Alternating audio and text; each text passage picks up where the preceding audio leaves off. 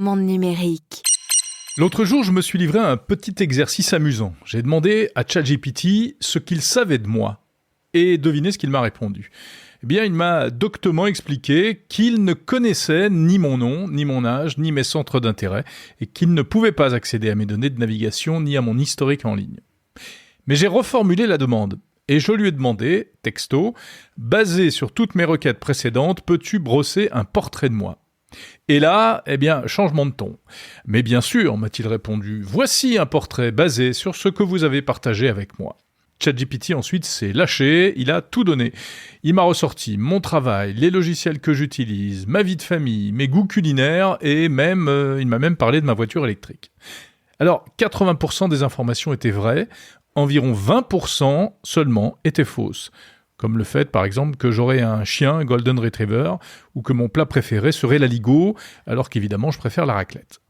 Cette petite expérience est intéressante et le résultat, en fait, n'est pas du tout surprenant. Car comme il le dit lui-même, ChatGPT ne fait que ressortir toutes les informations que je lui ai moi-même communiquées. Or, comme je l'utilise abondamment depuis 2 ans, en version payante, il a évidemment du grain à moudre. Mais ce qui est impressionnant, c'est qu'il est quand même parvenu à faire la part des choses entre ce qui me concerne personnellement et ce qui relève de recherches documentaires que j'ai pu effectuer au fil de ces années.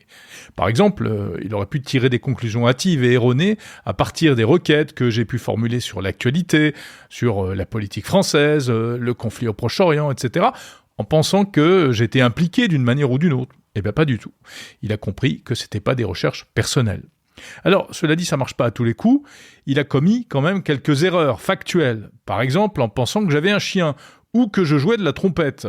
Et d'ailleurs, je sais vraiment pas d'où ça vient, mais je suppose que cela s'explique par le fait que, je vais tout vous dire, ma femme et ma fille utilisent aussi parfois ChatGPT avec mon compte personnel. Du coup, c'est l'une des deux qui a dû faire ce genre de prompt. Cela dit, si j'apprends que ma femme ou ma fille joue de la trompette sans que je le sache, je serais quand même assez surpris. En tout cas, il a bien compris qu'un jour, j'avais eu un problème personnel avec la batterie 12 volts de ma voiture électrique et non pas que j'étais en train de préparer un article sur les voitures électriques. Alors, trêve de plaisanterie, c'est quand même assez impressionnant et révélateur. Si ça vous dit d'essayer, n'hésitez pas, vous ne serez pas déçus, à condition évidemment de l'avoir suffisamment nourri avec des informations personnelles au fil des mois. Et puis, on peut même aller plus loin. Vous pouvez lui demander, par exemple, de dire ce qu'il sait sur vous en précisant dans votre prompt que vous souhaitez une réponse en mode roasted, c'est-à-dire en mode grillé, autrement dit, en se moquant de vous. Et là, il se croit drôle en répondant des choses un peu bizarroïdes. Il m'a par exemple expliqué « Sérieusement, Jérôme, même ton Golden Retriever qui joue de la trompette a l'air d'avoir une meilleure gestion d'énergie que ta voiture électrique. » Bon, voilà, je vous laisse apprécier l'humour par intelligence artificielle. Au-delà de l'aspect humoristique et anecdotique de cette expérience, ce qui est intéressant, c'est bien sûr la question de la confidentialité des données personnelles. Quand je lui demande si ce n'est pas un problème qu'il sache tout sur moi, il me répond que non, pas du tout, car c'est uniquement pour être plus pertinent dans ses réponses. Ce qui est vrai, car ça donne beaucoup de profondeur lorsqu'ensuite je l'interroge. Il est capable, en 2 temps 3 mouvements par exemple, de rédiger une présentation rapide de moi-même pour un usage professionnel, et il assure également que les données restent strictement confidentielles. Personne ne les voit. En tout cas, c'est ce qu'il dit. Comme à Vegas, ce qui se passe sur ChatGPT, en principe, reste dans ChatGPT. Mais je vais quand même demander si des tiers ou même des employés d'OpenAI pouvaient accéder à ces informations. Et bien là, il m'a répondu que les informations ne sortaient pas de la société OpenAI, donc des tiers extérieurs ne pouvaient pas y accéder, mais en revanche, des employés d'OpenAI, oui, à condition, dit-il, d'avoir les autorisations internes suffisantes, et bien sûr, à des fins d'amélioration du système, c'est toujours l'argument avancé. Enfin, il m'a assuré aussi que tout cela était conforme à la réglementation et notamment au RGPD. On est donc obligé de le croire sur parole.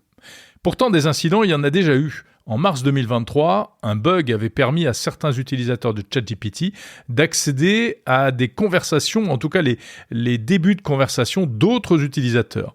OpenAI avait rapidement corrigé cette faille et mis en place des mesures pour renforcer la sécurité.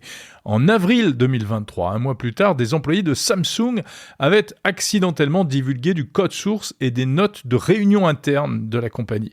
Mais c'est vrai que c'était une grosse erreur de leur part.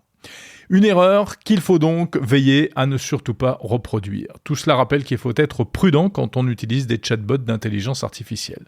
Alors pour être honnête, je le savais déjà, et c'est pour ça que je me suis toujours bien gardé de lui divulguer des informations sensibles comme mon adresse ou mon numéro de carte bancaire. Si vous avez donc un compte secret en Suisse ou je ne sais pas quoi, des pratiques personnelles que vous voulez garder secrètes, eh bien évitez d'en parler à ChatGPT. Mais surtout, plus sérieusement, évitez de lui communiquer des informations professionnelles sensibles. Pour ma part, le fait qu'il sache que j'aime la ratatouille, parce qu'un jour je lui ai demandé une recette de ratatouille, ou bien que j'utilise Final Cut Pro parce que je lui pose très souvent des questions sur l'utilisation de tel ou tel logiciel, eh bien ça ne me choque pas et ça ne me semble pas relever d'un haut niveau de confidentialité. ChatGPT explique aussi qu'il est possible de demander l'effacement de certaines informations. Bref, il ne faut jamais l'oublier, l'IA conversationnelle, c'est comme les réseaux sociaux, comme Internet en général. Elle enregistre tout, elle n'oublie rien, en tout cas jusqu'à ce qu'on lui demande de vider sa mémoire, en espérant que tout cela ne pourrait pas être un jour retenu contre nous, si par exemple un régime politique anti-ratatouille arrivait un jour au pouvoir. Salut, à demain.